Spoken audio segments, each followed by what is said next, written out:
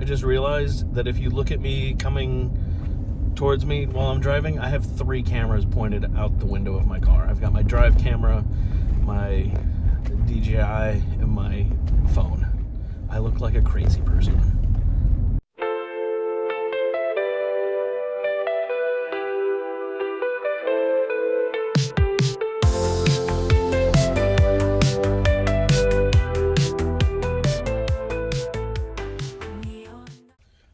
What's up, guys? Higgins in Japan here with another edition of the Friday video.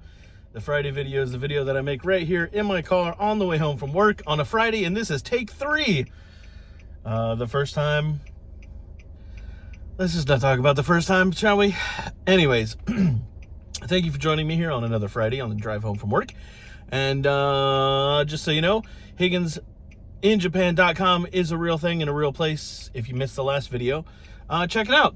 Also, I have a Teespring, I'm going to call it Teespring store. If you want to support the channel, links for that in the description below.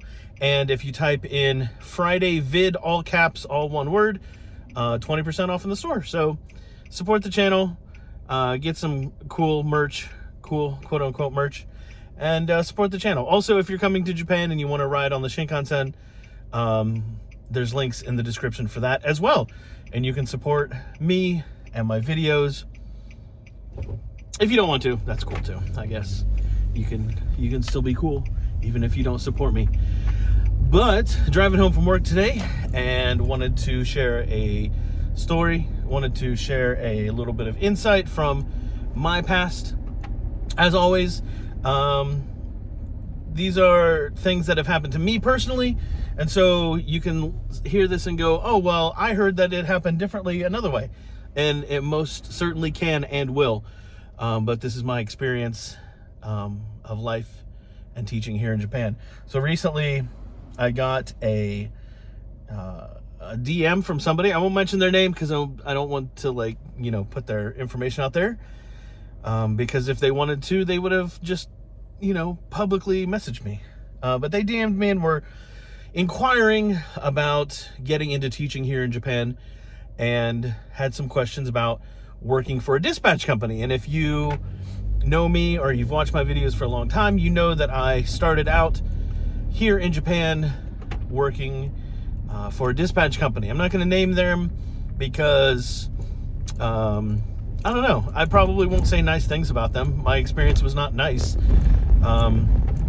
But I did stick around for 5 years, so I mean, I have a history of kind of sticking around in things that I shouldn't, but that's neither here nor there. But the person DM'd me and they wanted to know some information about teaching for a dispatch company here in Japan. And if you're not familiar, I've talked about dispatch companies before, but if you're new to the channel, I will give you a quick rundown. Basically, you are hired by a company and they send you and they assign you to anywhere from 1 to 5, 7 schools. It just really kind of depends on where you get sent. You don't really get a choice. You don't get to pick what schools you go to. You don't get to pick what town you live in, basically. They will, wherever they have contracts for, that's where they will send you. It's usually not in Tokyo. So if you want to live in Tokyo or if you want to live in Osaka, you're more than likely not going to get sent to those places because that's where everybody wants to get sent to. So basically, they're like a middleman for teaching.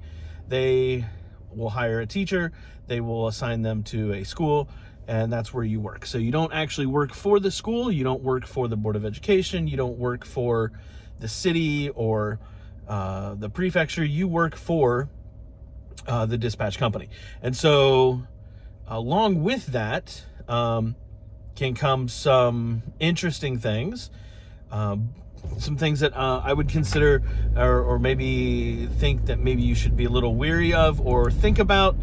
I don't really suggest working for a dispatch company for a long period of time.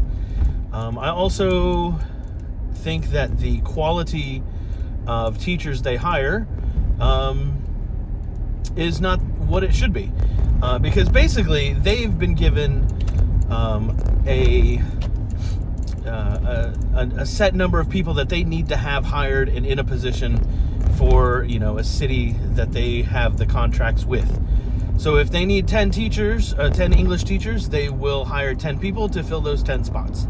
Now, like I said, the qualifications for being an English teacher with a dispatch company, if you have a degree and you have a pulse and you can somewhat hold a decent conversation, congratulations, you are now an English teacher in Japan. So if you're worried about your experience or lack of experience or lack of training, you can get into a dispatch company fairly easy. They also are much easier to get hired through if you are not in Japan. So if you're already in Japan, there's other places that you can get jobs at, other places that are a little bit easier to get hired through if you're already in Japan. For me, I wasn't living in Japan, obviously, at the time. And so my interview process, well, I'll just kind of step you through it. First, I applied. They emailed me. They then called me after they emailed me. Then after they called me, they emailed me again to invite me to an in-person interview / kind of seminar on what the company was about. It was with, I believe, 7 or 8 other people. And so then during that day, it wasn't an entire day, but it was a morning and a little into the afternoon. But it was in the morning. It was basically, here's what our company is, here's what they do, here are the perks for working here. Come to find out that like most of the stuff that told me in that seminar or thing was all just nonsense and not true. The biggest thing being, you only have to work 29.5 hours a week. So that means the rest of the time you can go out and explore Japan and do whatever you want and have fun. 29.5 hours a week basically put them under the full-time, or put you under the full-time employee mark. So they didn't have to pay your insurance or pension. That's why they build it as this 29.5 hours a week. It's so great. The thing is, once you get to school, you have to be there from morning to when school stops. There's no, well, I'm finished, I can go home now.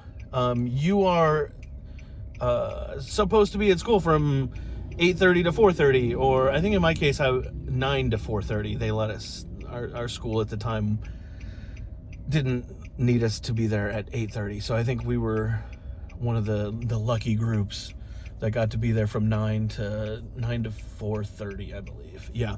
And so that's how they got around that. The benefit though was you did get holidays and stuff off. Another downside was that they prorated your salary. So things like not being at school during the summertime meant that you got 70% of your paycheck. Which of course they still got the full amount from the Board of Education. They just gave you less for not being there. This is a great job, guys. Great job. This is the green light, and now there's cars in the intersection. Good job. Good job, guys. Good job. You can do it. You can drive in Japan. You've passed the test. But anyways,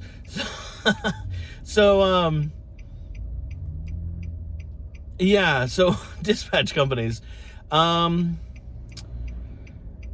Positive. Let's say something positive about dispatch company. I will say that when I got here, everything was set up for me and ready to go. My apartment, my bank account, what else?